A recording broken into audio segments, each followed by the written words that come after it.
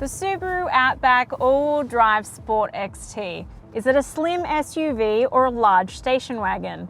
It's a question that gets asked about the Outback all the time.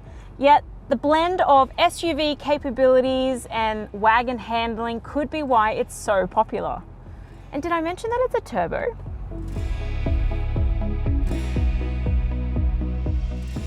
There are 5 models for the Outback, and ours sits second from the top. It's also one of the first 2 models to be offered with a turbo petrol engine, which means it's going to cost you around $52,000 before on-road costs. This has got some great features in it, like electric front heated seats, heated rear outboard seats, wireless Apple CarPlay and Android Auto, plus an 11.6-inch touchscreen multimedia system. Considering how highly spec'd this model is, it feels like it's well priced for the market because you get a lot of bang for your buck here. The full specs are in the written review at carsguide.com.au. Subaru have been opting for sharper, robust shapes lately, and this is no different. The rear tail lights jut out nicely and look good without being too blocky looking. The long nose is complemented by superb body dimensions, and there are some cool factors with the green accents on the roof rails and body molding. Everything looks well sculpted, and it's a very handsome looking car.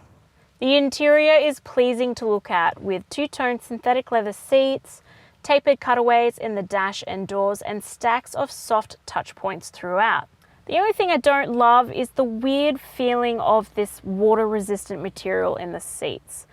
It just feels very synthetic underneath your hands, and I do wonder how it will wear over time. I do like the contrasting green stitching throughout though, because it ties in the green accents from the exterior and just adds a sense of quality to the build and just makes the design feel quite well thought out. In terms of practicality, this thing rocks it. Both rows are very roomy and there's plenty of elbow room, so you don't feel like you're getting penned in at all. So taller occupants are going to be singing its praises. The storage throughout is pretty average for a car of this size, but I really like the little shelf in the dash and the dedicated phone pocket in front of the gear shifter. Very handy spot. There's no wireless charging pad, which is a shame, but both rows do get a couple of USB ports and there are 2 12-volt ports throughout the car. Also, the wireless Apple CarPlay was super easy to connect to this week. The steering wheel feels great under my hands and I really like the little grip indents. The tech itself feels very high-end but easy to use, which is a great combo. I also really like how this has been slanted. It just doesn't catch the light when you're on the go, which is a real plus. The back seat is really comfortable and well padded, and my dad reckons that this would be the perfect roadie car. The ground clearance is also pretty much a perfect height to not elicit any unladylike grunts when you're getting in and out, but it also meant that my 6-year-old didn't need my help to get in either, which he really likes. I like that the luxury from the front has been carried back with the heated outboard seats. You have 2 ISOFIX mounts on the outboard seats plus 3 top tethers. And I reckon with the right car seats, you should be able to fit 3 side by side, just might be a little bit tight. There's also plenty of room for all occupants when a 0 to 4 rearward facing child seat is installed too. The boot has been practical with great features like a power tailgate. The boot's also a really good size at 522 litres. You can also bump that up if you store the rear seats to 1,783 litres, which was perfect for my family. There's a level load space and no underfloor storage because you do impressively get a full-size spare. This has a 2.4 litre 4-cylinder turbo petrol boxer engine with a maximum output of 183 kilowatts and 350 newton meters of torque. That's a big step up from the non-turboed engines of the past, and it does make a difference with the driving, combined with the surprisingly smooth, continuously variable auto transmission, and this is a pretty good combo. But is it efficient? The official combined fuel cycle is 9 litres per 100 kilometres. Real-world testing saw my figure at 9.6 litres, and that's after a lot of open road driving. So it's pretty thirsty, and I reckon urban dwellers will feel that the most at the Bowser. But the upside is that you get that turbo power.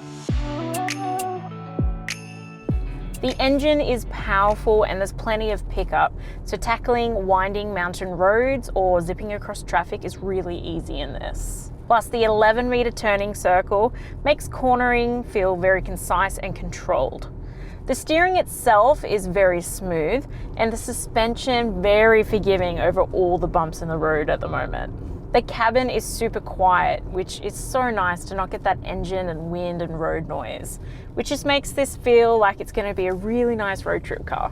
The reversing camera image is very clear, but for where this sits in the model range, I would have expected front parking sensors and a 360-degree view camera to come as standard. Still, despite how big this car is, it doesn't feel bulky when you're parking it, which is fantastic. The safety sheet is solid and I really like the driver monitoring system. It's a great feature and will quite literally watch you and look for signs of fatigue or tiredness and then alert you via the instrument panel. The Outback has 7 airbags, including a driver's knee airbag, but it is missing that front center airbag, which is a shame. It has a 5-star ANCAP safety rating and was done recently in 2021. For the full safety specs, check out my written review at carsguide.com.au. Let's look at the ongoing costs because that's always important. The Sport XT comes with a 5-year unlimited kilometre warranty, which is standard for the market. There is a 3 or 5-year cap price servicing plan, and services are on the more expensive side at $515 per service on the 5-year plan.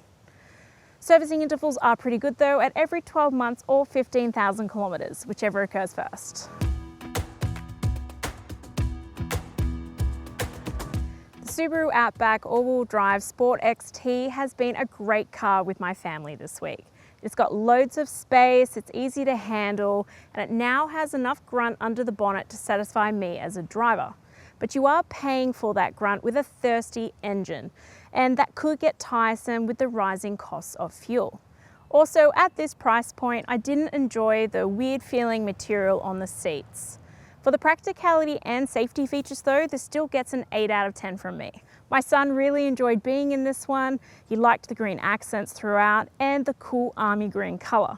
He gives it a 9 out of 10. If you're after more details, check out the detailed written review at carsguide.com.au and I'll see you next week.